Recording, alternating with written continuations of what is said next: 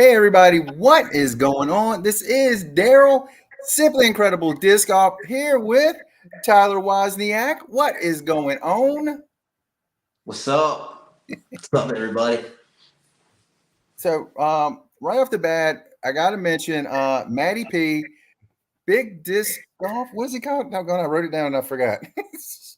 DJ Matty P, my boy out in Austin, Texas. What's going on? Oh, really? That's awesome. Because we were talking on one of my videos, and he was like, "Hey, was that Tyler Wozniak?" And I was like, "Yes, it was. I have a short of him." And he was like, "Great dude, you should talk to him." And I was like, "I'll look him up." Sweet, sweet. And it was cool to meet you at that tournament, by the way, for all of like 10 seconds. Yep.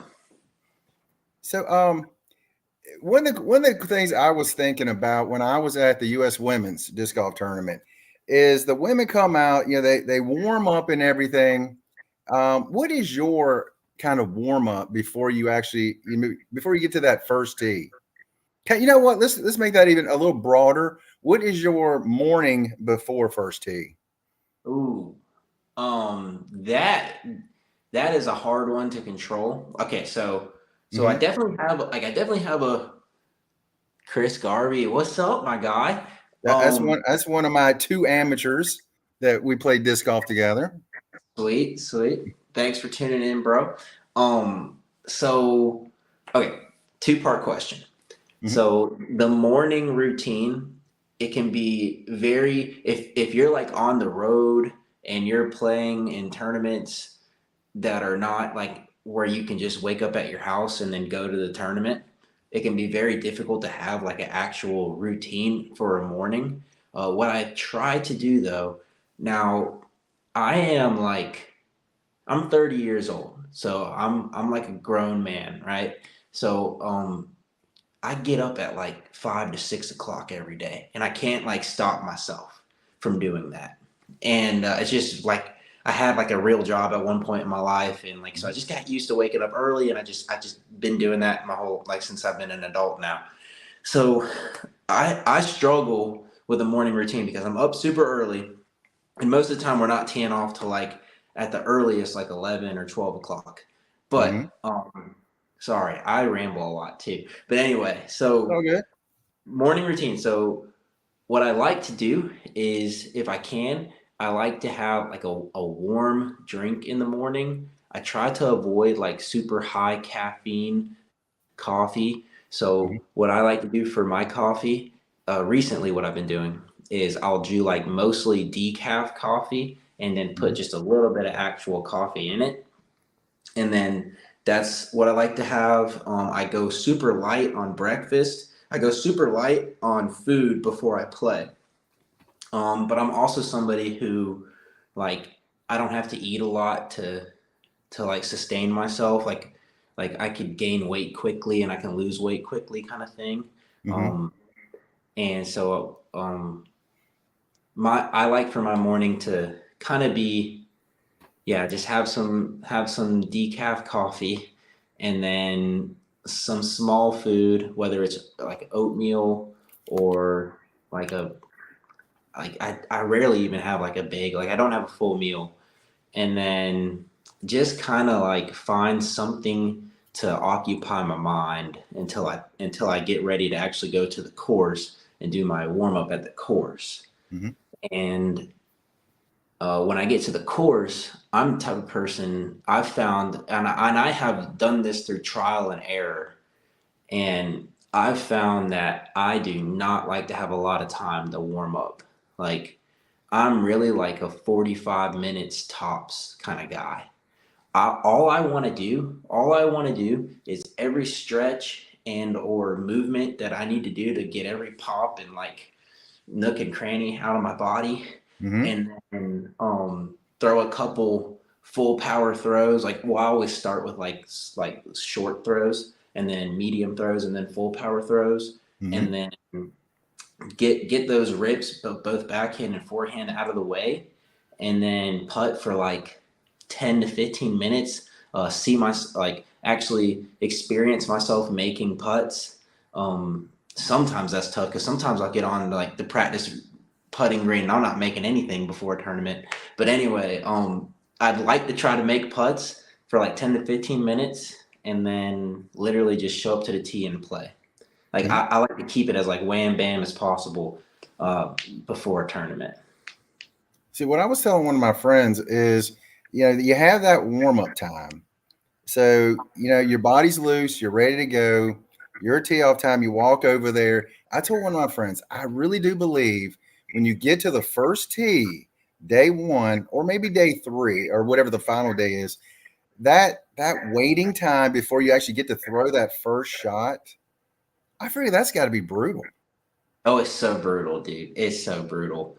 Um, but I mean, shoot, dude. Like, I don't think there's a tournament I've played in this year where I'm not experiencing that same brutal moment in the actual round, Mm-hmm. waiting for me to throw on the tee of like hole seven. Long backups and waiting to throw is Mm-hmm. very, very common thing in the sport right now. Mm-hmm. So I guess you just sort of get used to it. But definitely when we're talking about just teeing off on hole one, yeah, that whole anticipation thing is super real, especially like when you go in like the round two or round three, and let's say you had like a really good round, and now Mm-hmm. you're like you're either lead card or your second card from lead card, then Mm-hmm. then that anticipation is like even more like built up in your mind. Yeah. See, I mean, it's just in my mind, I'm just thinking after I get that first throw in, okay, I'm in the round now. But it's just sitting around thinking, okay, this somebody the tour director is kind of giving me the rules for the day and stuff. Now it's like this first shot. After that, I can react, but that first shot to me would just be in my brain. Mm. Yeah, dude. Yeah, Daryl. I think that happens to a lot of people. I've Hmm. experienced it myself.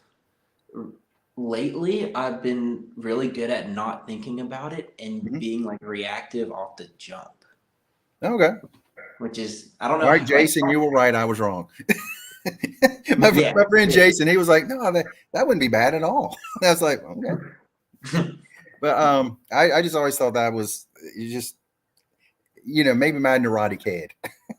No, you're not wrong. Like especially at the pro tour events I've played at, let me tell you, like that that moment that you're waiting to tee off and like you actually have a crowd behind you and like you Hmm. actually get your name announced and like your like my neurotic head starts like spinning thoughts around my brain of like, oh, these people are watching me. Hmm. They well, what are they gonna think? Well, Yeah. did they think I'm good or whatever, right? And Mhm. it's just like that's definitely like a real thing that happens. And a lot of times it's like that first throw is like the only thought in my mind sometimes is just like, okay, just throw hard. Like right, like even if Mhm. I shake it, just throw it hard. Like throw it like you mean it. Like just commit to it. Like actually throw through the shot. Like Mhm. just don't baby it. Don't baby the throw. Like that's a lot of times that would be like the one thing I tell myself in that moment that you're talking about there. Gotcha. Because again at that tournament, I saw a few players. I mean, they really grip locked on that first hole. But I Yeah. mean, that was a wide open hole, so it wasn't bad. But it was just like, wow. I mean, that's a really big grip lock. And I was like, in my head, that's exactly what I would do. But they're a lot better than me. All right, what actually got you started playing? Um. So okay. So I played disc golf like once or twice when I was a kid, but I never played after like that once or twice moment. Like it was Mhm. like a summer I was in a summer camp and one of the activities was to play disc golf and like they had like a couple DX, leopards and stuff that we could play with and we went to well, funny enough, we actually went to this really, really, really nice course called Trophy Lakes in Charleston, South Carolina, where I grew up. Mhm. And playing that course as an 8-year old with a DX Leopard is pretty.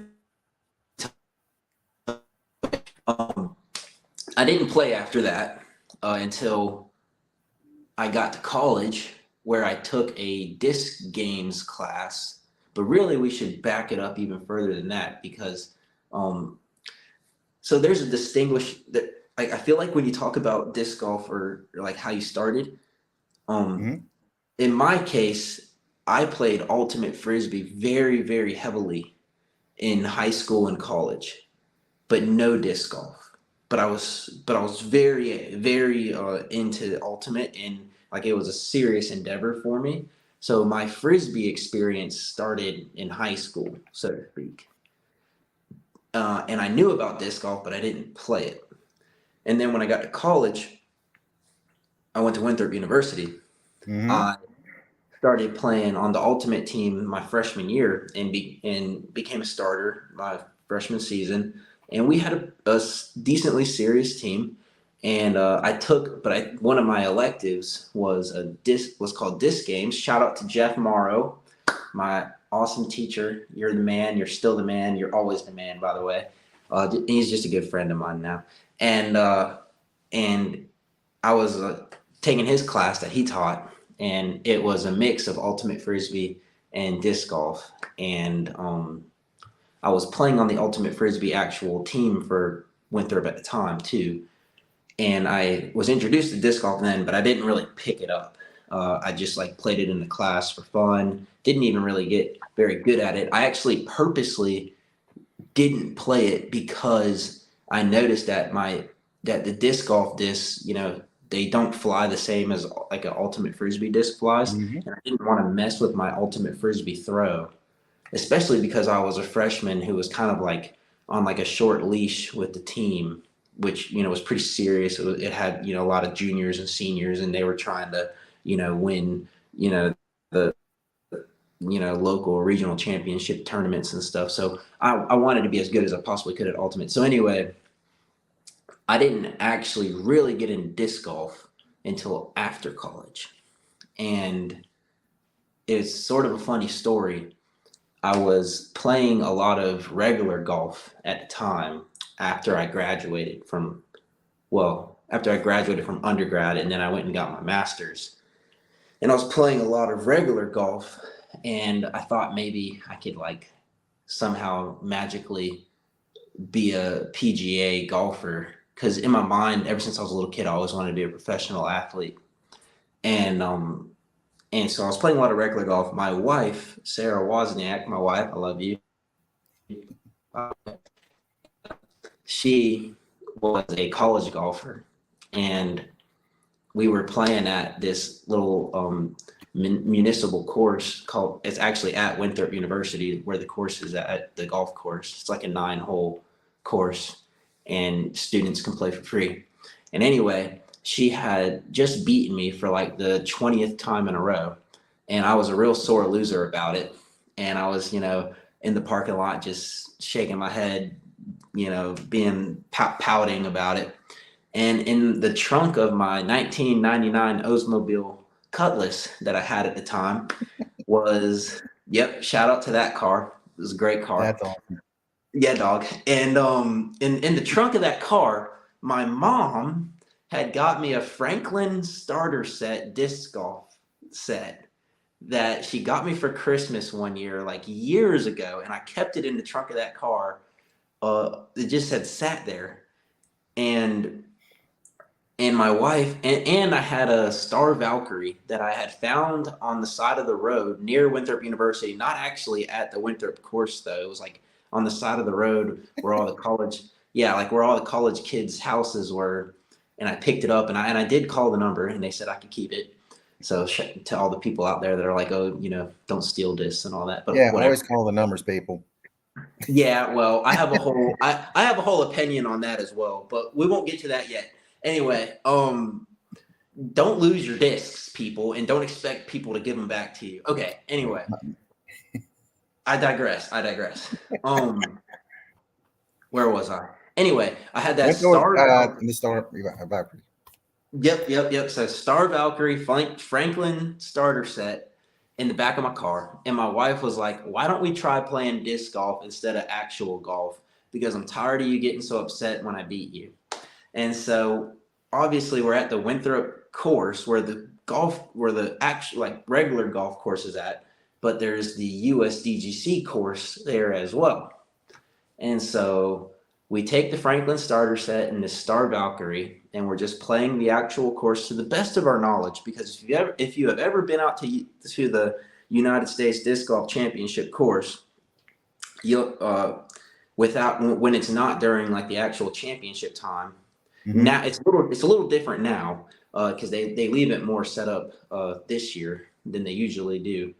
But it's kind of hard to navigate your way around if you don't know like where all the tees and the baskets are. So we played the course to the best of our knowledge, and I was shooting, and I was just using my ultimate frisbee form with these discs.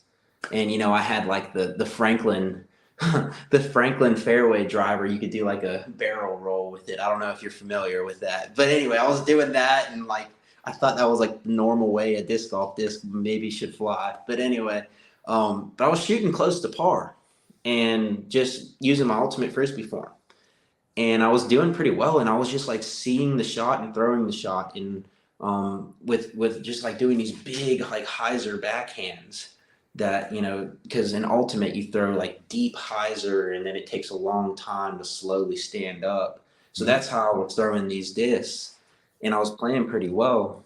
And my wife was like, man, you're really good at this. Why don't you do this instead of trying to be really good at golf? And I mean, it just like immediately the switch just changed my mind, and that's what I started pursuing from literally that. I remember I went home to my apartment that I was living at in Rock Hill at the time with two other guys. I went to my room, went on to YouTube that night, looked up like disc golf, and was watching the USDGC coverage of that year, which was the year, it was like 2017 coverage. It was like I think it was the year that Jeremy Colling won. Maybe it was the year before 2016. Do you know, Daryl? Anyway, it was one of those years, and I was watching it, and I was like, and then I actually got to see what the actual holes were. So then the next day I went out and played the actual layout the way it was supposed to be. But I remember thinking to myself, like I remember thinking watching the YouTube videos that night after we played, like, dude, I'm so much more athletic than all these people. Like That's true. That was my thought, which is so like that's so like arrogant of me to say now, but that's just how I felt at the time. I was also only 23 at the time, and my metabolism was super fast, and everything was super quick twitch still, and things didn't take as long to heal, whatever, right? But I remember thinking that, and so I was like, I'm gonna try to go pro in this, and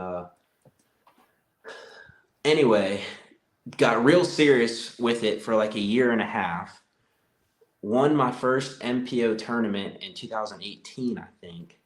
And then if you look at my stats, you'll see from like 2019 or 2000, like at the middle to end of 2018 and then 2019, I really don't play tournaments as consistently anymore. And that's when I picked up my new job, and 2020 also.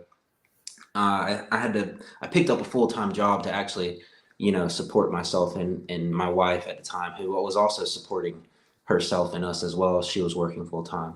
And so yeah, I took a little break, and then in 2021, I started to believe in myself again and take it super serious, and kind of picked out I picked out a time frame in my mind that I would try to go on tour. And so I dedicated and practiced really hard in 2021, and then took the leap on tour for a few stints in 2022. And then this year took a full leap in 2023. So anyway, super long-winded story there for you, but yeah. One of the things that I got out of that was this. You got out of disc golf for a little bit when everyone else got in during the pandemic. Yeah, sure did. I did, dude. Yep. And I actually got out of it to get into football. So football has always been like one of my big loves. And in 2020, I was coaching a junior football college team as a defensive coordinator, and not playing disc golf at all, really. I mean, you'll see I have some tournaments on my 2020 year PDGA, but I really was not playing and practicing consistently. Because, you know, I also believe there's a big difference between like practicing and dedicating to disc golf and then just like knowing how to play and playing for fun once in a while. Like I Mhm. think when you ask people how long they've been playing, well, it's like how long have you been seriously trying to get good at disc golf, and then how long have you just played for fun? Like I think there's kind of a difference there. Yep, different mentalities for sure. Yeah. Oh, um, what was that? Take my glasses off so I can actually read my notes. You're good, dude. Okay, were there any pros that you looked up to and said, I want to be like that pro? Good question. Good question. Okay, so when I first started, I thought Ricky Wysocki was like the coolest pro of all time, and I still think he's the coolest pro. Uh, a lot of people, anyway, I still think he's awesome. But Ricky Wysocki was who I probably emulated, or I don't, uh, not to get too philosophical, but I don't really think of idolizing many humans. But anyway, Ricky Wysocki was that person that I looked up to the Mm-hmm. most when I first started. Yeah. See, me when I first got going, it was Paul Macbeth, and I just watched him. I was like, he just looks like he's barely throwing, and it goes 500 feet. I go and I try to barely throw. It goes about 15 feet. So there's something wrong there. But Yeah. watching Ricky and Paul, those battles that they've had through the year has been absolutely amazing through the like basically a full decade of them two going head to head. For sure, bro. For sure. And when I first got into the sport in 2017 and 2018, it was still very much the Paul and Ricky show. As Mm-hmm. far as far as like the you know, the Pro Tour, or at the time it wasn't called the Disc Golf Pro Tour. I think it was like there was like different names for it. But as far as like the biggest tournaments in the Mm-hmm. world, it was still the Paul and Ricky show.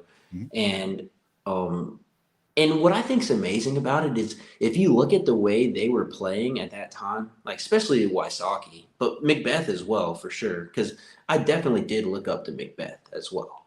But I just when I was first into the game, I was a Wysocki. Like if we were gonna pick sides, I was on the Mm-hmm. side Wysocki side. But anyway, if you watched their tournament battles from back in the day, what I think's amazing about it is that they were playing at like in some ways I think a higher level than some of the battles that we see nowadays. Mm-hmm. Like the back and forth they had would be like it was like birdieing every single hole. Like Mm-hmm. it, you know, like and that still does happen, but I just feel like sometimes I think the level they were playing at in some regards, and it's definitely debatable, but I think their level at the level they were playing at in their heyday when they were battling is higher than sometimes the level we see nowadays. Yeah, the closest I've seen in the last couple years was Paul versus Eagle. That tournament in gosh, it was in Europe. I think it's a European Open. I think that's Yes. when it was. But I mean, they went down the stretch. Eagle couldn't throw a forehand that time because of his elbow, and it was just an extraordinary battle. But Paul and Ricky, gosh, they had so many great battles. I mean, just great. And during that same time, on the women's side, you had Katrina Allen and Paige Pierce, week in, week out, just these epic battles. And I mean, it's just they just drove each other. I mean, men and women, they just pushed each other to the next level, then the next level, then the next level. Um, Yeah. do you think on course friendship kind of deters from the competitiveness of some players? Because I Oh, see that a lot with some players. They're like fist pumping just a good shot, and other yeah. players they will have none of it. Yeah. Yeah. I. Hmm. You know, I feel like I'm babysitting a lot of the times when I'm out there sometimes. But I do it to myself as well. Like I've always been the type of person where I try to be like everybody's big brother kind of thing. Like if you're a younger person, or you know, I try to mentor people, and I try to I and it to my own detriment, I definitely Like I'll talk people out of their own funks in the middle of a round. I've had to kind of get myself, stop doing that for my own sake because it Mhm. definitely took away from my own focus. But the question was like, should we be friends with you? Like, should we be so friendly while we're playing, right? Well, Um, I'll say this: I see it really a lot on the FPO side. yeah, probably more with the I mean, FPA. it's. I mean, they are and I don't want. I hate to say this word, almost cheerleaders for each other out there. Yeah, And yeah, I see yeah. on the men's side, it's so, and I'm not gonna say cutthroat, and I'm not gonna say they want to see each other fail, but it's like there's a huge difference in level when I see that. And I've just wondered, do you think being too friendly can be a detriment to your competitiveness? 100%. Yes, yeah, it very much can. It definitely can. I think what's tough though is that so often you are actually that person's friend Yeah. off the course. And I Hmm. think with the females, it's the same with the FPO and the MPO. Is like you get close, like not in there. You're not close with everybody. Right. Like there's definitely people that don't know me, don't care to get to know me, who are out there on tour, and that's not them being mean. It's just they don't have the time or the energy to put towards getting to know whoever I am to them. Hmm. Um, but the people that you do build relationships with, you'll end up on even if it's just small acquaintance type relationship or you develop a deep friendship, you'll end up on cards with those people. And yeah, like you do want to you sometimes I'm big on, even if I don't know the person, I try to pride myself on always recognizing game when Hmm. game does well. So like if somebody makes a good putt or even if they just make a regular putt, I'm the type of person who's going to be like, good putt, Yeah. like good putt, there you go, yeah buddy, oh yeah, good job, And that's me. good I'm shot, always, if they miss a long putt, hey, good run, good run. yeah, good I'm bid, that good bid. guy too. Yeah, some people hate it when you say good bid to them after they miss I, that. I, But I'll tell you the time I dislike it is when I throw a putt and they're like, "Good shot," and then it clings the cage and falls down. I'm like, "You jinxed that, buddy." yep, yep. Oh, dude, some people are trying to jinx it too, but like like they're like go in, but they don't actually Yeah, want it to. Like they're calling that thing like way before it even looks like it's about to go in. yeah. But Great shot as it hits the tree. yeah, oh dude, all the time, all the time. I'm throwing like straight through, because we play in these fairways where you got like this gap, right, and then you've got like 4 or 5 trees. You just gotta hope you don't hit as you throw through the gap, Yep. and and so many times you throw that shot, it's pure right off the jump through the gap, and then the person's like, "Woo, nice throw, blink right off the tree," and yeah, you sometimes do think somehow they're in control of that, but obviously, regardless of what anybody ever says, the disc is going to do what it's going to do. Yep. Every ace, I would say this, most, not every, but most aces that I've had, people were like calling for it to go in, right? So like it would have gone in whether they said something or not, but yeah. Yeah. My friend Chris in the chat here, when we were on hole 2 at Peaksview Park, he let it go, and everybody there was like, "That's a good shot. That's a good shot. It's going in. It's going in." Bam! Right in there, got the ace. I was like, I knew it was the whole time. Of course, you don't know it is, but I just knew when it come off his hand, it was a really good shot. One day, Yeah. I will get that feeling too. Yeah, you will, bro. Yeah. You got an ace yet? No, no. I've Oh, chained out many a time. I've hit the pole like a foot below, and I was like, oh gosh, it's close. are One of these now days.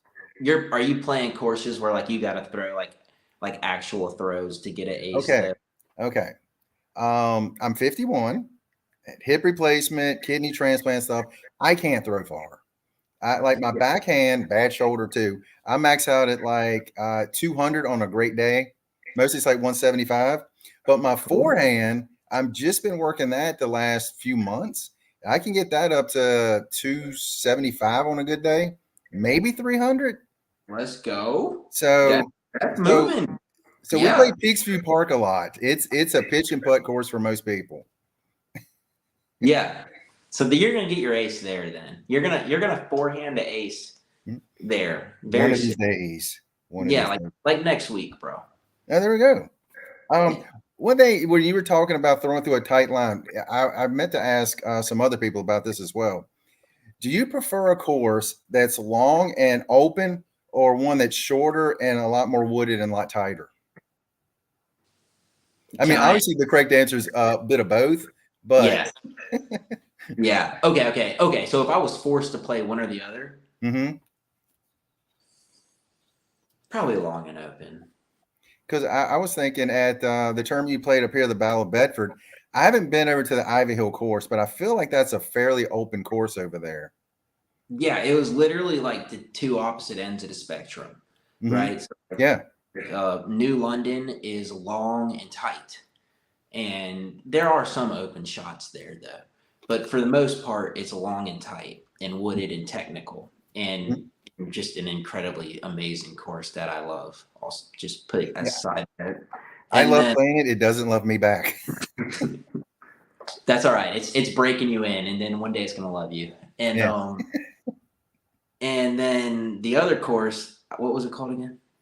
Oh, we had I Ivy Hill. That's the golf course. Ivy Hill. So that one was big and wide open, Mhm. and I think we only had to hit a gap like a handful of times on the whole course. And yeah, so I like to think I like if I'm on, I can play well at either one. Like my game is definitely adapted to both styles at this point in my development. When y'all played Ivy, did y'all use golf carts? No, wait, did we? I don't know. I didn't go to that one. I went to um New London Tech. I know New London Tech doesn't, but because I played golf at that course and it is so hilly, and y'all played the pretty much the entire back No, nine we there. I was walked like, it. my We, goodness. we walked it. We walked it. I Oh my think goodness. did we walk? Did we? I can't remember, dude. I know that Yeah. like a few days before that tournament they had an event there and people were using golf carts, but I didn't know if y'all did for the Battle of Bedford or not. Yeah, we walked it. I think we had to walk it. Yeah, I'm almost positive we did. We did. We Wow. walked it. Yeah. There's Yeah, so it's a many long. hills on that course. Yeah, dude, it's a workout.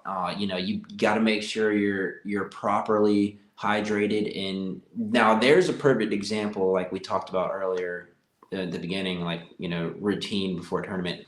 If I know I've got like a legit hike of a course, I will eat more in the morning to get ready for that course to make You just to take make snacks with you?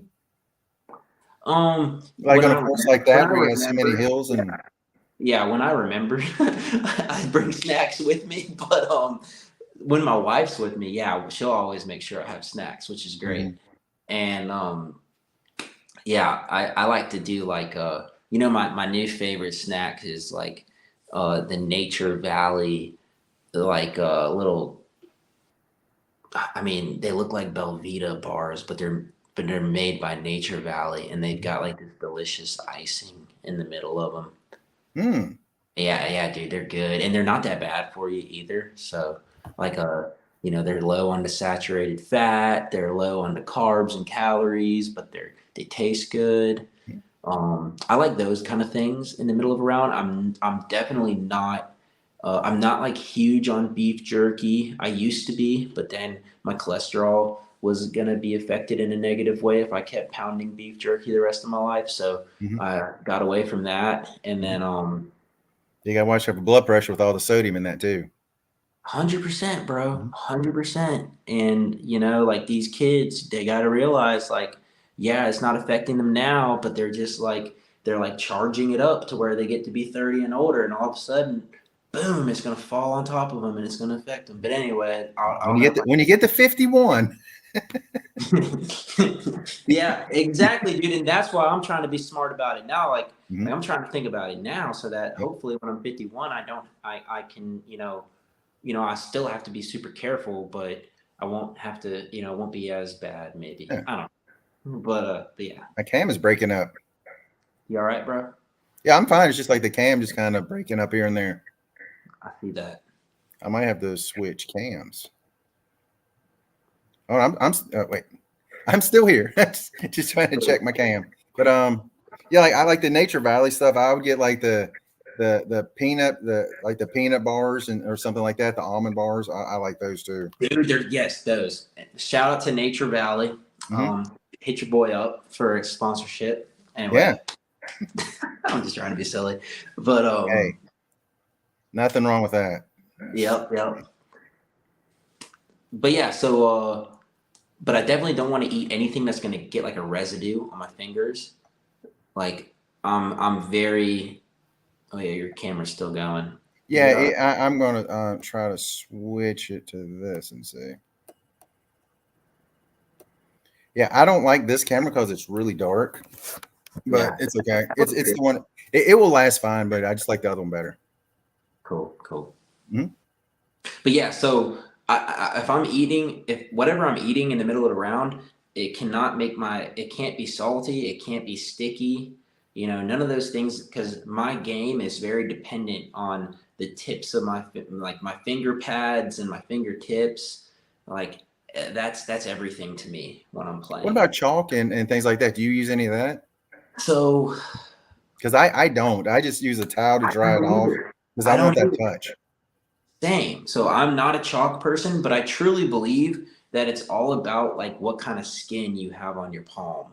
So I'm the type of person where I want like a grippy, tacky feel to my hand when I'm grabbing. Like I like the grippy feel. I don't want any kind of slide or dryness.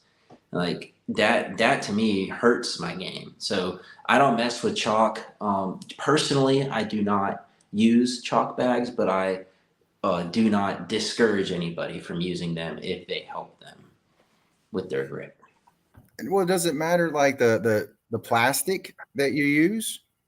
It can, yeah. Plastic type is very important when considering the type of grip you have on the disc. So, any of your baseline plastics, which is, some examples would be like DX for Innova or Pro D Hmm. for Discraft or Sure Grip for Gateway. Shout out to Gateway, obviously.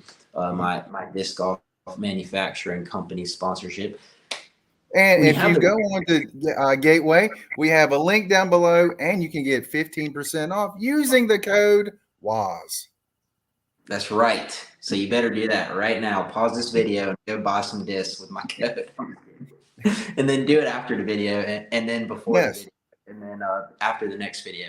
Anyway, so if you have that baseline plastic, then it's gonna naturally be a little bit more grippy without any kind of added chalk or anything. Yep. But when you have your premium level plastics, which are gonna be your, if we're talking Gateway, it's gonna be your Diamond or your Super Glow or your HD or what they just came out with, this NXT Tough plastic, which is really next level good grippy plastic. You guys got to touch that stuff when you get a chance. But if you have that premium level plastic, then there is a tendency or the propensity for that disc to be more slick when your hands get sweaty or when there's dew on the ground for in the mornings or there's Mhm. rain. So yeah, so that's why the grip bags are not grip bags. The chalk grip is used. Chalk bags. The chalk bags are used to counteract the slickness that comes with sweaty hands. But I don't really get sweaty palms. I sweat more on the back side of my hand, and then Mhm. it sometimes leaks into my palm. Mhm.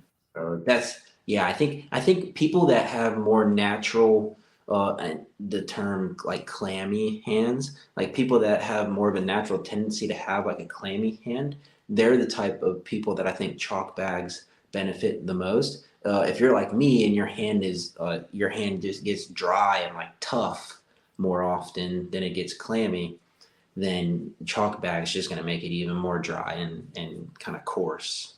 Yeah, I get sweaty, those sweaty, clammy hands, and right now kind of going up from the DX plastic up to the premium plastics, sometimes that is not a good thing for me. So I got my towel with me. I do use the rosin bag just for a quick hit and throw it down and throw. But yeah, I know I see players. They're pounding it. Oh yeah, Gannon Burr. Yeah, Man, that's yep. Yep, Gannon. Yep, he's like smoking grip dust or whatever when he's out there on the course, but chalk dust. I know, right? But yeah, he's like a chalk chimney. All right, anyway. The two people I was thinking was him and Henna Blomroos. She's Hannah Bloomer, she does that too. yeah. Like when she's putting, I mean, she smacks it. She'll throw it down and then go. It's on the two hot geese on one of the things. Hey, she's like, yeah, she loves that whale sack. She's wailing away on it, right? Yeah. What is your favorite course that you've played so far? Hmm. Because I mean, I know there's a lot of amazing courses all over this country, and it's growing seemingly every day. Yeah, it's a hard question to answer. You know, it's like asking me what my favorite flavor of ice cream is. I just love so many of them. But I know, right?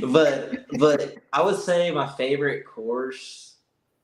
You know, it's like that New London course is pretty special. I'm not gonna lie, but I always go back to this course, and I'll probably move off of this course one day. But I do truly love the Waco course, Brazos. Is that what it's called? Brazos East or something? But the course that's played for the Waco Charity Open, I Mm-hmm. think that course is incredible. I really like. It's a great mixture of wooded and open golf. It's like the perfect example of that to me. Even So though even though some of the wooded holes are on the shorter side, but what I don't care. Like I love a good technical short wooded hole. Like that's an equalizer. Not everybody's good at those. You know? mhm. So, do you think at any point you'll get that 18 under on that course? So I think that's the one that Paul got 18 under on. I mean, I could. I'd have to play perfect. Well, he didn't because he actually had to get an eagle. So there you go. Yeah. I mean, I'm not gonna sit here and act like I'm gonna do an 18 under out there, but it's If you possible. believe it, you can achieve it. Yeah, that's what I tell people all the time. Yep. Um, Technology. What do you think about two things that I see a lot now? One of the things I like, one of them I don't. Rangefinders and earbuds. You like rangefinders, you dislike earbuds. I'm saying I like one and I don't like the other, but that is exactly right. Okay, I cool. don't like earbuds. Oh, like people listening to music while they play? Well, the biggest reason is, and it's going to lead into my next question too, is the players have to be paying attention to what the other players are doing. I feel like you're being distracted by this, and someone might have a foot fault or something. You don't see what's going on. You may question whether something It's goes in or highly out. unprofessional. I'm sorry to interrupt you. So my thought is earbuds is not helping you, and I hate this. A player being an official, because Yeah, I hate the fact that players have to also kind of officiate their playing buddies. I don't like that at all. But yeah, there's no way around it right now. There's no way around that. yeah. So I think earbuds are highly unprofessional if you're listening to music. Okay, if you're at your local C tier or, even, Hmm. just playing for fun, go for it, man. Whatever. Totally agree. But if you're on tour, you should not be listening to music while you play. I think there should be a rule against it because it's just not professional conduct. It's not respecting the appropriate way you should be going about your business, in my opinion. Which is as a professional player, Hmm. you shouldn't be listening to Lil Durk while you're playing disc golf, and that and it goes because you should be present in with your surroundings and with the other people that you're playing with. Hmm. And it's just I think it's just like a not that people are being disrespectful that when they're doing it, but I think that in respect to the game, with Hmm. respect to the game, they shouldn't. So that's What what really made me think of that was Big Germ the other day. I mean, I guess it's been a few weeks ago now.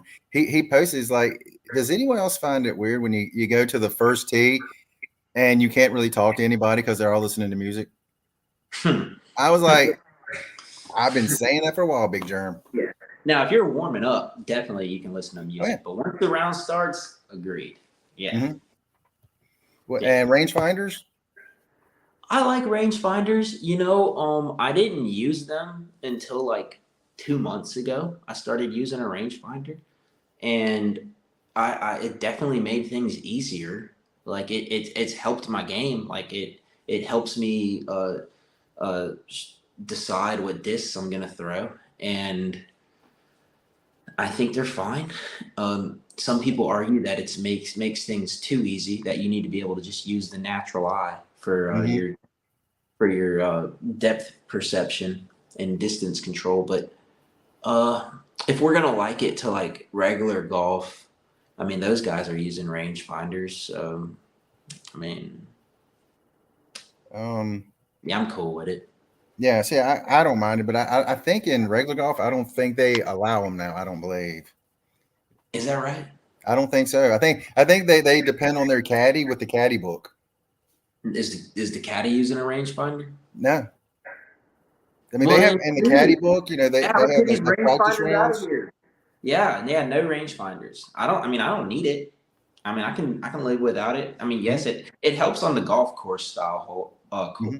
golf course like ball golf. Oh, oops, shouldn't have said that. My wife, she's gonna get mad. The actual regular golf style courses that have disc golf courses on them. Y'all know what I'm talking about. It helps with those, Hmm. but yeah, I mean, maybe we should get rid of them because it is eliminating that variable of being able to do that without knowing the exact number. Hmm. But with that being said, we should have the caddy books, like you said, where we can reference points on the actual fairway to Hmm.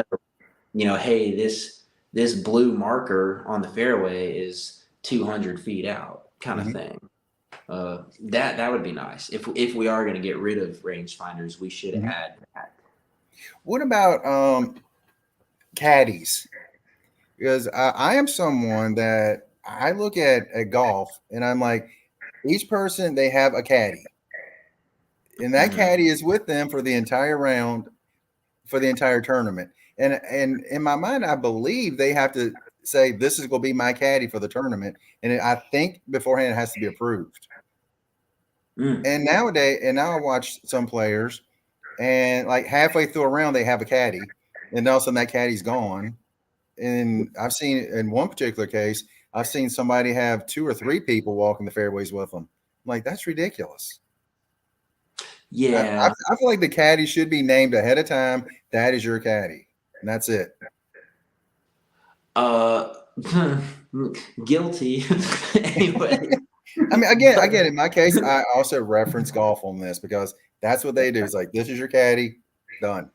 I've definitely entered somebody's round, and after my round was over, and Hmm. they still had like 7 holes left, and they were like, "Yo, Tyler, you want a caddy for me?" And I'm like, "Sure." Like I've definitely done that where I've just like slipped into someone's round and was their caddy.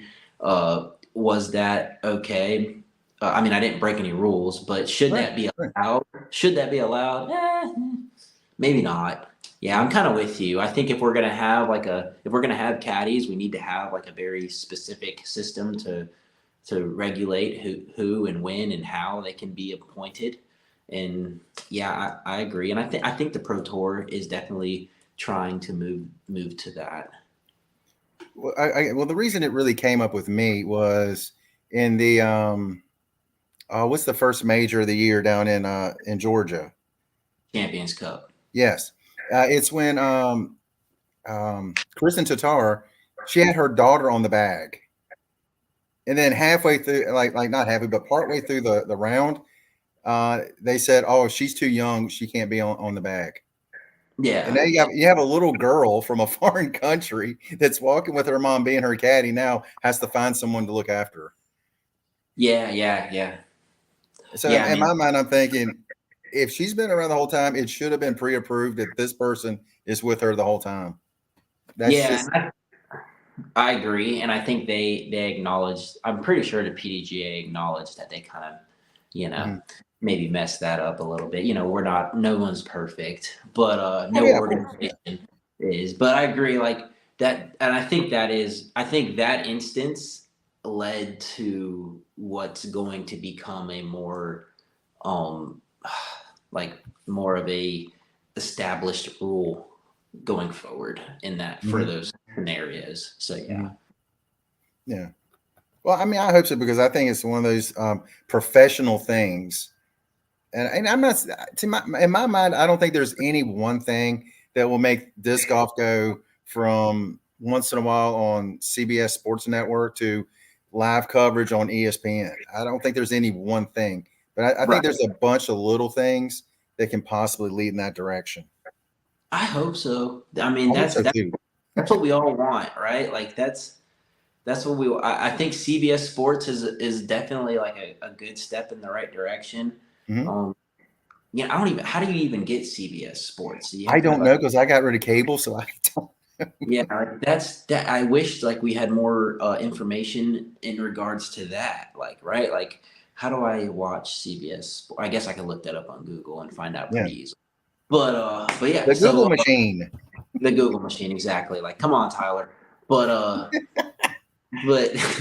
but but yeah. So I do think it's. I think I agree with you, Daryl. It's a combination of a lot of things, Hmm. and the presentation, not only from a video coverage standpoint, but from the player and all the people involved that are actually being shown on the screen Hmm. looking the part and professional to the degree that your common person is going to respect what they are seeing and be impressed by what they are seeing. Hmm. Now, does that mean it needs to look exactly like golf?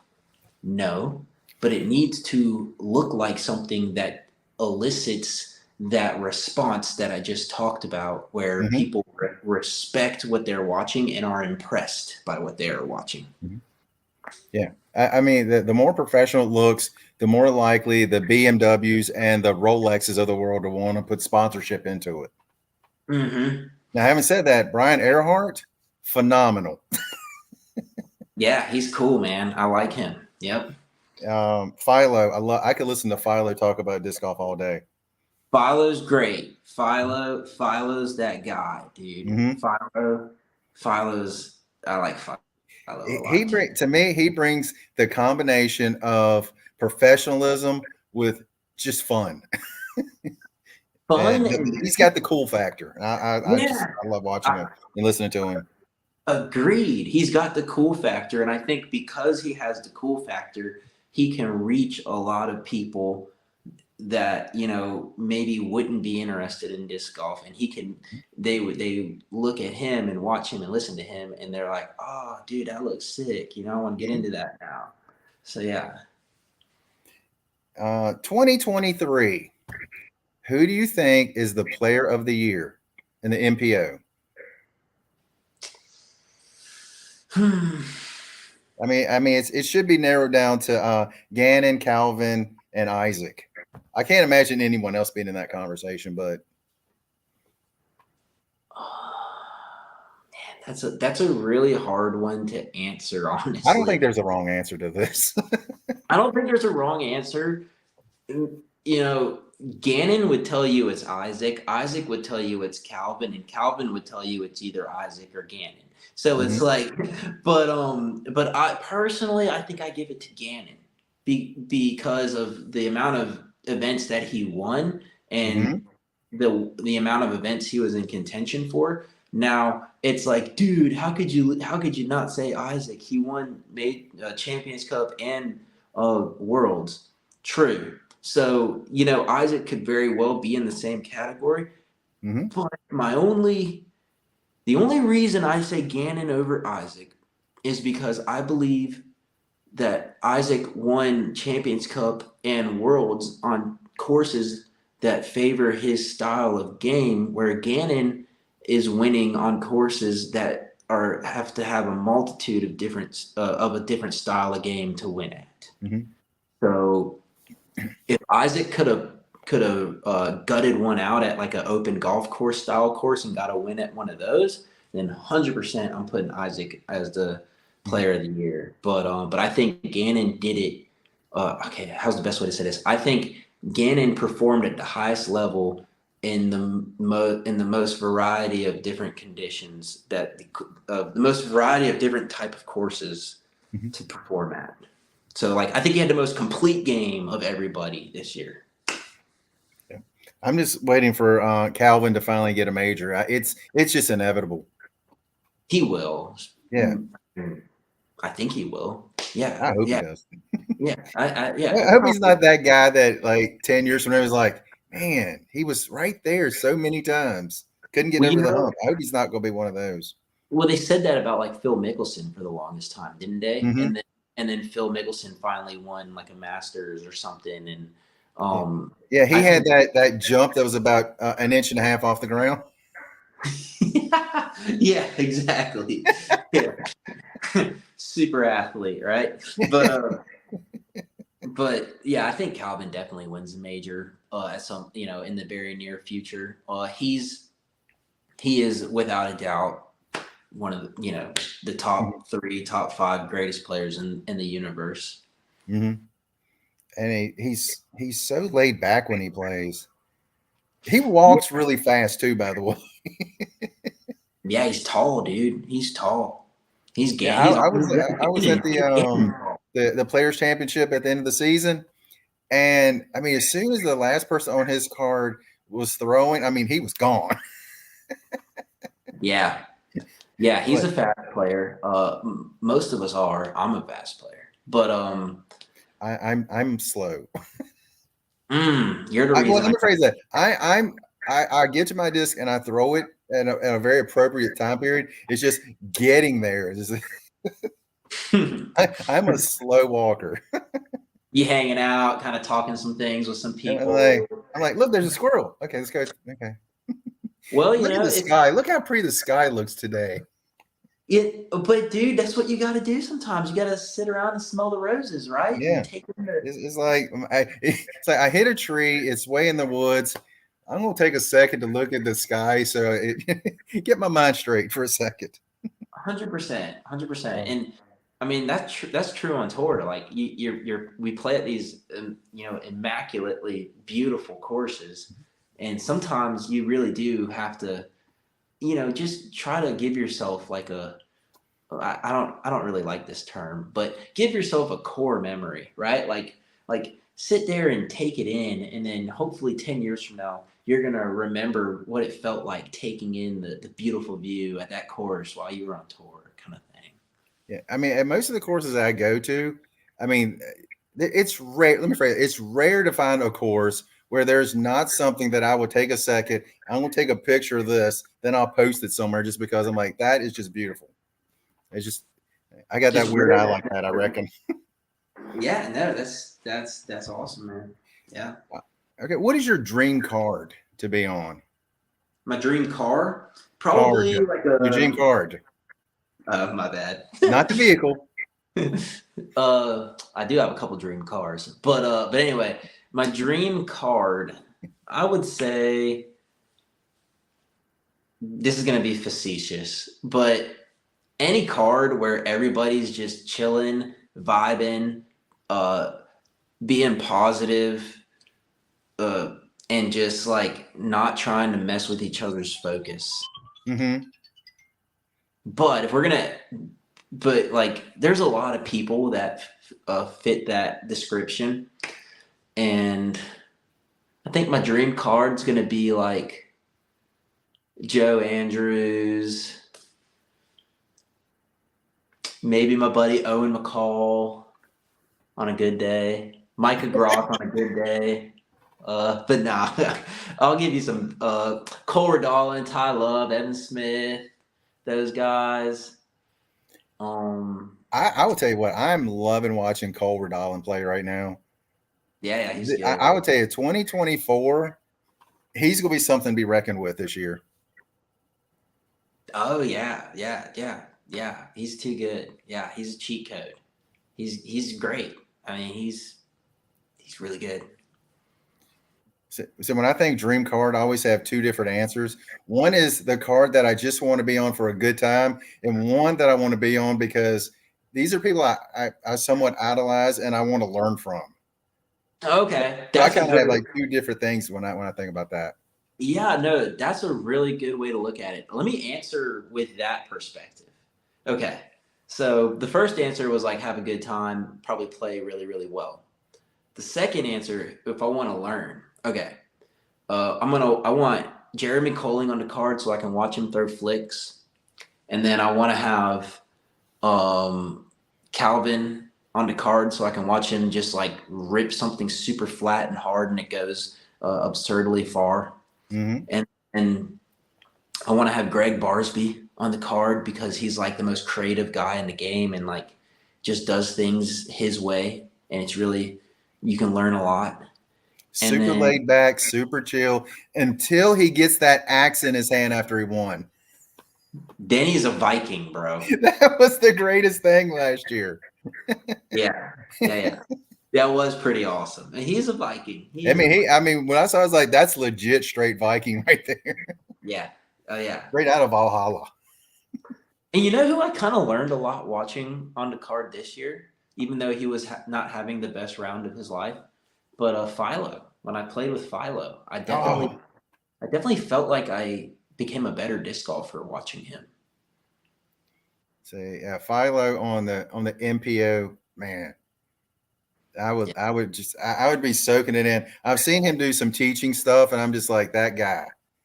Him, My, Paul Ulibarri, just yeah. hearing them talk about the game and Oh the yeah. way they talk about teaching. I've seen some seminars that they've taught. I'm like, whoa, just let me soak in from the learning tree.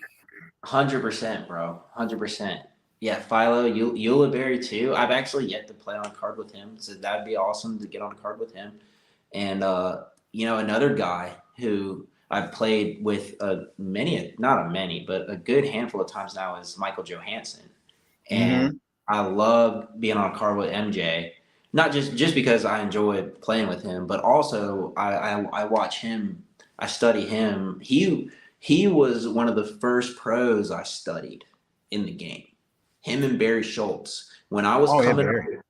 When I was coming up in 2017 and 18, first learning the game, they were in Charlotte and I live in Rock Hill, which is just south of Charlotte, like 30 Mm-hmm. minutes. And I would go to the C tiers and I would watch them, dude. And even though I was playing, I would watch them. And I learned a lot watching those two. And I really, really mimicked my game after them, which was a really good thing for me to do. So I think Barry Schultz is one of the most underrated players of all time because he was in that era with Climo. Yeah, he was. Yeah, I mean, what do they say? The other champ. That's what they always, he calls Mm-hmm. himself that, and he's right. And yeah, he'll always be one of the greatest of all time, and he'll always be a goat. Like Mm-hmm. if somehow he's listening to this, just know you are one of the greatest of all time. So are you, Michael Joe. Like Mm-hmm. you guys are, you know, part of the story of this incredible game. Mm-hmm. Michael Johansson is he out of South Carolina, North Carolina, somewhere in there? North Carolina.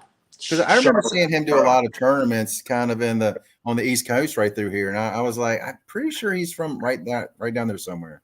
Oh yeah. That's his home base, and That's he's been destroying everybody for the last 20 years, and local C tiers and B tiers in that area for. That's awesome, Johansson. That is someone that doesn't get talked about anywhere near enough as well. Agreed. But yeah, I mean, he's still playing though. That's the thing. Like he can still hang, so that's pretty cool. That is awesome. It's like when I was talking to Juliana Korver. I mean, been playing for 30 years, and she still can still compete with the women today. Yeah, It's insane to see and absolutely amazing. yeah. Michael Joe's still. I guess one of the last things we'll talk about is sponsorship. Like, how do you go about that? Okay, no finances or anything like that. Just the way to actually get that to happen. Oh, get Is that really even if you lucky. go to them, they come to you? How does that kind of thing work? I have a friend who works for the company. I'm just kidding. Not really. But no, sponsorship's tricky, man. If you're not 18 or 16 or 12 and have a lot of promise, and it can be tough, dude. But here are things that can help you in your pursuit, whoever you are.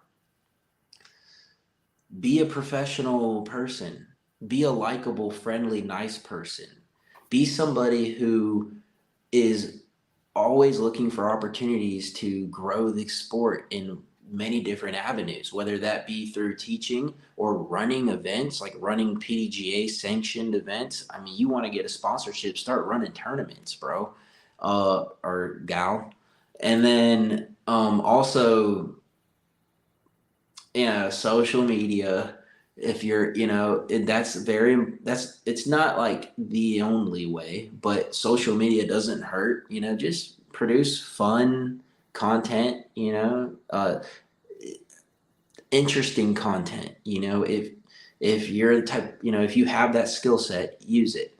If Mhm. you don't, try to work on it. I didn't. I mean, some people say I'm pretty good at social media. I'm definitely not like a pro, but I was really, really, really bad at it when I started, and now I am what I am at it, which is not really, really bad. And I'm not and awful. Yeah, not awful anymore, but it definitely was when I started. And so social media helps, and then just because not everybody's going to shoot 10, 30 rated rounds every time they go out and play a PDGA event. And like if you do that, it's pretty easy to get a sponsorship, Yep. but that's a very small percentage of people who are doing that. So I will say, like there is definitely 100% an aspect of networking that comes with it as well. You know, getting to know people at tournaments and kind of proving your worth to people. Showing them, how hard you're working on your game. Whether that be through your performance or just through the fact that you're always showing up. And eventually the performance will come.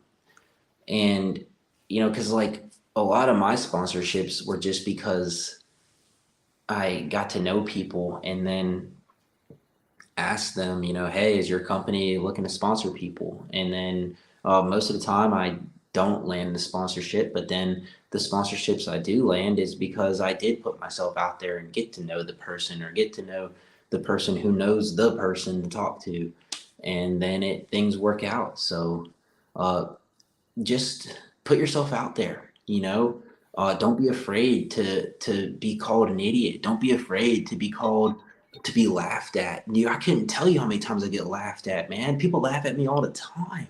Like I must be the laughing stock of the disc golf pro tour. And I don't love it. I definitely don't love it, but that's how I feel sometimes. And I just don't let it make me quit. Like I don't let it stop me. So many people, they get made fun of and stuff, or they feel that rejection, or they feel that that sting of like people saying they're not good enough, and they quit, and they don't keep going. So it's like, it's almost like you got to be like a salesperson for yourself. And like um what I like to think of is like, imagine you're like that inflatable clown doll, and like you punch it in the face and like it just keeps like bouncing back. Like that's what you got to be, man. Like you just got to be able to take getting punched in the face and just bounce right back and just be like, hey, I'm still here, and just keep going. I would tell you, and one thing I've learned with my YouTube channel is every once in a while, I'll get that negative comment, especially with my short videos, because they hit a wider audience of people that don't know anything about the sport, and they would talk trash about it. And my comment is always this: "Thank you for your comment." There you go. Yeah, You thank you never for you paying never get that attention. negative comeback from that. Yeah, yeah. Oh, for sure, dude. Yeah. I mean, dude, there's a lot of haters. The haters are out there. Like, it's a real thing. Mhm. And I mean, on social we're- media, I mean, you hide behind the keyboard. You're 100%. anonymous. And it's like, okay, be that guy. I'm not gonna be that person. I mean, I've probably have been guilty of it at some point in my life. I'm sure I've done something behind the keyboard like that, but I definitely try not to. But Mm-hmm.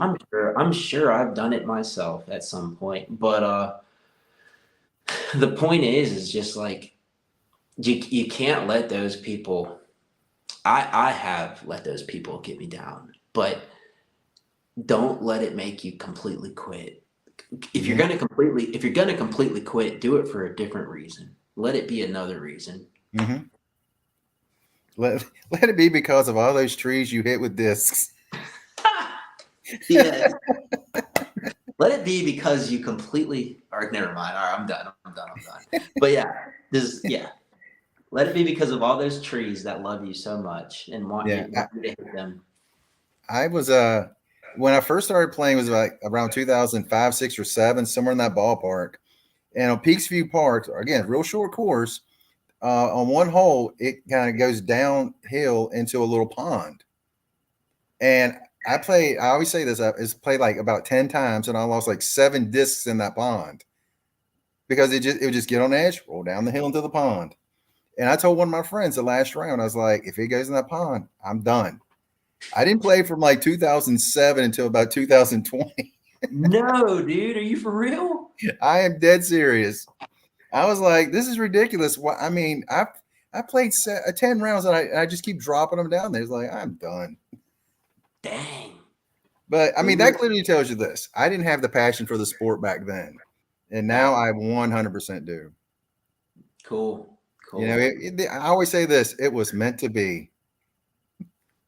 Yeah. I mean, back then I was training mixed martial arts and I was playing golf. Riding bikes. I was doing all that stuff back then. Now I'm just like, you know what? I love it. I love being out there. Heck yeah. My friend Chris, he said this. I see you're playing the Charlotte Charity Classic next weekend. I am. I am, and I better not pull out of it now.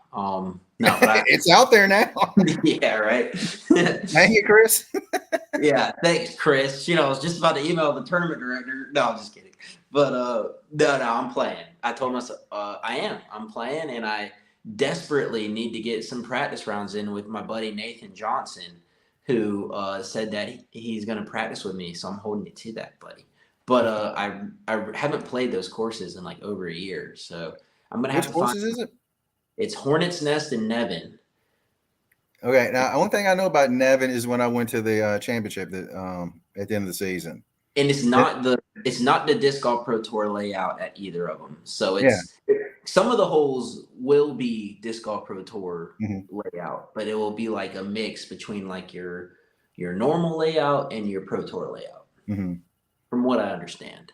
But Well, yeah, I I'm mean, I assumed that Nevin they weren't going to have those last 3 holes out around the baseball fields and stuff, and so yes. which man, that was so much fun being at. Oh my gosh, You were there in person watching it? I was there day one. Cool. I was just there for the first day, and the U.S. Women's I was there for all 4 days. That was in Burlington. Yeah, I was there too, man. I was watching my wife play. Oh, was she? Yeah, she was playing in the FA2 division. She did pretty How'd she good. do? She did great. She threw incredible shots and made great putts, and she had a solid finish. That is awesome. Good for her. Oh yeah. Um, I went back the Monday after. I mean, my shoulder was already acting up really bad, and I tried to play the women's the pro layout there. It was brutal. That thing is so tight. Yeah, dude, it does. I actually so I haven't even really seen that course because Sarah was only playing on like they have like 3 courses there. Mm-hmm. Sarah was playing on the other 2 courses, but that course looks like a pretty awesome course. The FBO course, yeah. Mm-hmm. I definitely want to get back there now that my shoulder's feeling better and actually play a full 18 on it. But Yeah. man, it would. Heck, I would say I say this every video. I'm a huge advocate for women's disc golf. So me too. being there and seeing all those women playing, man, I was so happy to see them all out there. Oh, dude, yeah, I love my wife, and I love the idea of women's disc golf just continuing to explode and Mhm. build and become a great thing. And shout out to my friend Tommy Gager and his daughter MJ Gager, who won the junior world or the junior women's U.S. championship at Burlington that weekend. And I was on the bag with her, helping her, and it was a lot of fun to watch her win that. And I was so proud of That is her. so awesome.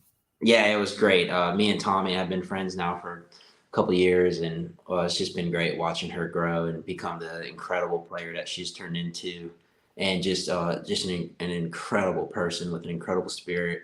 Their entire family is just Sarah and I, we love them, and we're so proud of them. But anyway, shout That out to her. that's awesome. That is Yeah, awesome. yeah. Oh, the future of disc golf. Is it just going to get younger and younger and younger, or is that just my imagination?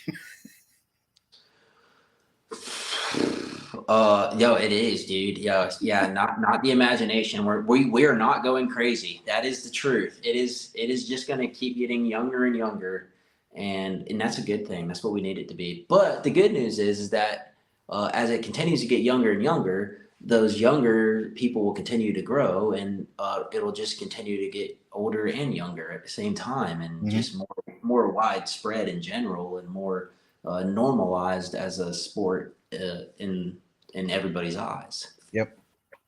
I mean, I love to see the young people out there. My only thought about that, it's not really a negative thought, but I always think, is it what they want to do? And then is it going to be because I know when I was what's her name? Oh my gosh, the young lady, she's 16 years old. Oh yeah, Ella Risera. Yeah, yes, Eliezra. There you I go. was thinking, I just think at 16, I had my mind on everything. I was like, this is what I'm going to do with my entire life. 2 years later, Shoot. Yeah, you telling me? Yeah. so I mean, I'm just hoping that some of these players, Haley King is one in particular. I've thought about for a while because there are times I see her on the course, she looks like she has no desire to be there. But my Mhm. goodness, she's the most talented, maybe the most talented female out there. It's insane how Yeah. good she is. Yeah, and that might just be her general disposition, and Hmm.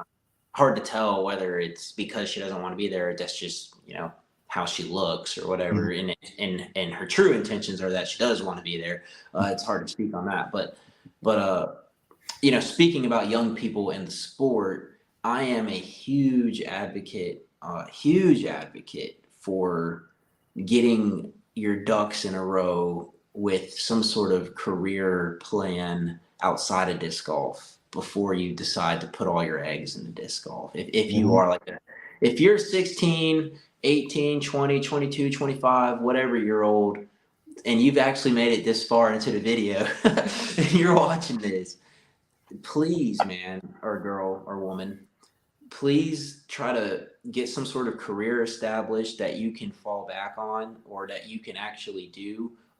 I think the sweet spot, I truly believe the sweet spot with disc golf is having a job that will afford you the flexibility to play tournaments throughout the year without having to take too much time off, or without having to make your employers too upset.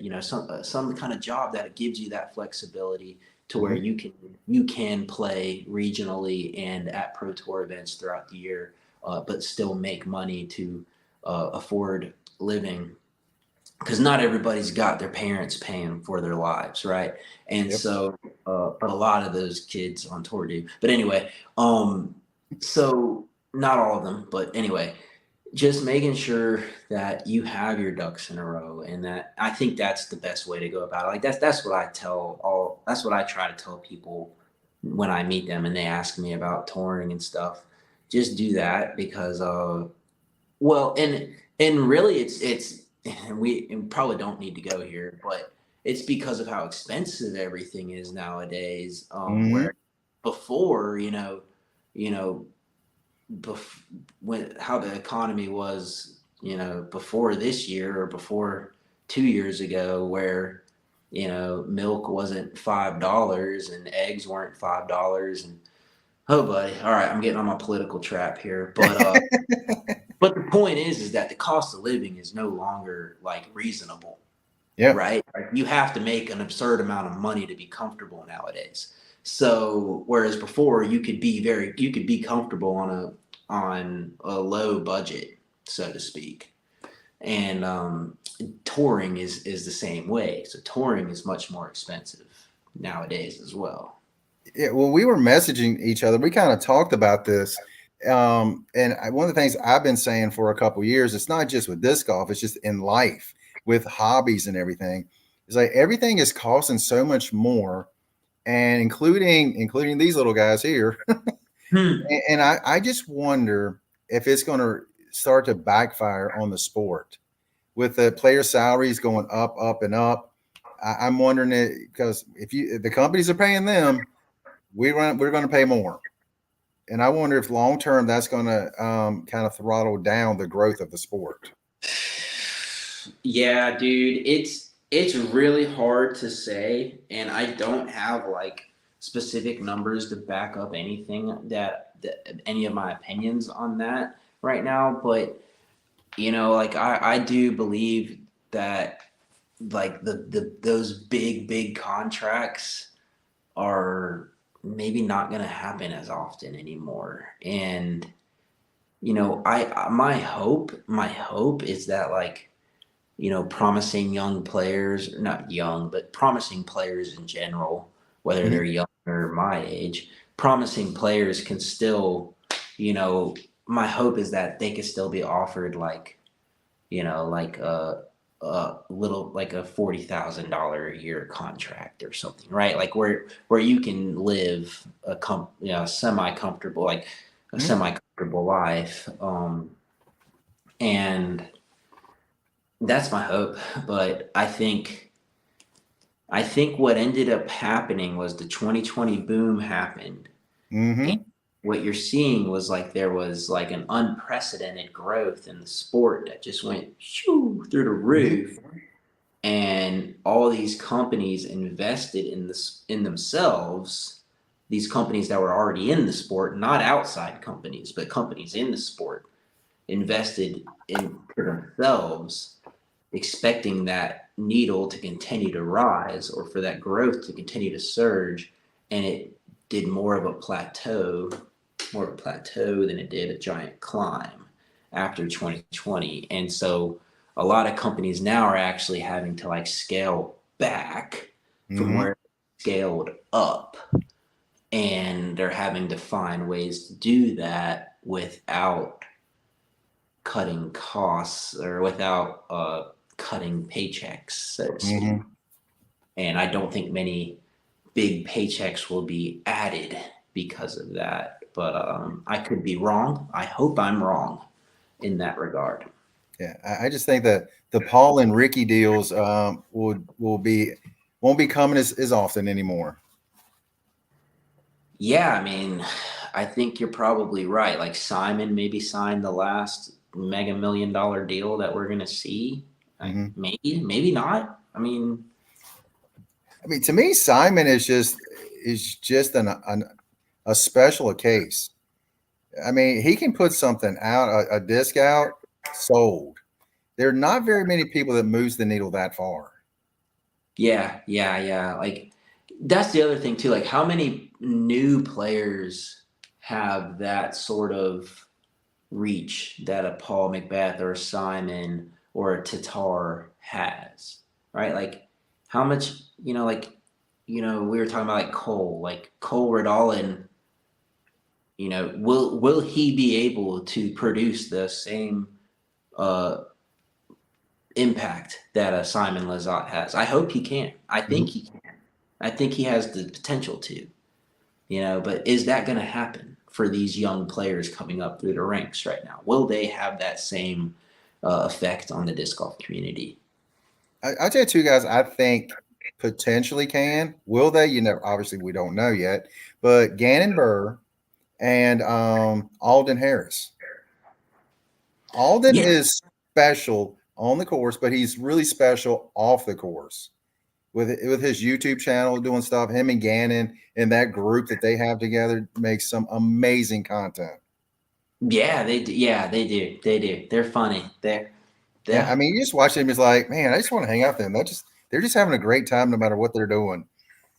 Yep. Yep. Yeah. I've had the pleasure of being in I've been in their presence before. I'm not gonna say the pleasure of being in their presence, but yeah, I've been able to hang out with them, and yeah, they're good dudes. They're definitely just like a good time, just good guys. And yeah, I think that I do think that they could, have that potential reach like a Simon Lizotte or Paul Macbeth has to sell this, but they aren't at that level right now. No, no. Who were some of the players you've played with? Like the some of the like we say the top tier I players. mean, everybody you've named, I've basically played a practice round or on a tournament card with them at some point. Oh, that's awesome. Yeah, yeah, You yeah. know what I am, don't you? I'm jealous. Well, yeah. Pick up We your had Paul bags Macbeth and here in town for years, and I saw him on a disc golf course one time. But they were shooting a video, and I'm the kind of guy, if they're shooting a video, it's like, you know what? Now, if I saw him in the parking lot, I'd talk to him. But when they're in the middle of something, like, they're doing their thing. Like yeah. like we have Foundation right down the street from where I live, and I see them. But again, if they're doing something, do your thing in the No, parking lot. Hey man, how's it going? yeah, I think yeah, you gotta be like you gotta pick and choose your moments, right? Like Hmm. when I'm out there on tour, like dude, I almost never like say hi to guys like during practice rounds and stuff, or like unless they approach me or I'm with somebody who knows them Hmm. type of thing. Like I never try to like, but I'm also a player. So like if I'm thinking of myself like as a fan or somebody in the media aspect of the game like yourself, then yeah, I think it's always best to kind of let the players be, Hmm. and then if they're in a environment where they are supposed to be engaging with the public, then that's a good time to engage with them. But I also I'm the type of person, like, not that anybody really is like going out of their way to get their disc signed by me, but like maybe once in a blue moon it does happen. But I mean, after this interview, you're going to get mobbed. Just saying. bring it on, mob. But anyway, uh, no, but like yeah, I do like the aspect of the sport where you can just say hi to the top players, and it's not like leave me alone kind of thing. But yeah. Well, there's some I give you a flying sidekick to the head, but for the most part, they everyone has been or it's very very pleasant to be around. Yeah, yeah. All right, it's been over an hour and a half. I got one last question, and this is somewhat a joke question, but it may be true, it may be false. I don't know. Are you kin to the legendary Steve Wozniak Yeah, that's my uncle. from Apple fame? Yes, yes. So he's my uncle, and or I did like not know that. I was just yeah, somewhat joking. yeah, Oh my god! yeah. So grew up knowing his uh Steph, Steven, and his daughter Angela, Angie. That's my cousins, and then his wife Veronica. I'm just kidding. I don't know any of them. I'm just playing with you. All right. Got him. All right. Yeah, got me. Oh man, yeah. I got to do that with everybody when they ask me that. But I was like the Almighty Woz. yeah, no. I mean, one of these days, someone's gonna be like, "Do you know?" They're gonna go to him and be like, "Do you know the disc golfer Tyler was?" No, I'm just playing. But that would I'm be sure that's already happened, but yeah. But no, dude, I don't know him. I'm the only Wozniak I've ever met. Me and my family. mm-hmm. I've never actually met somebody else with the last. Wow.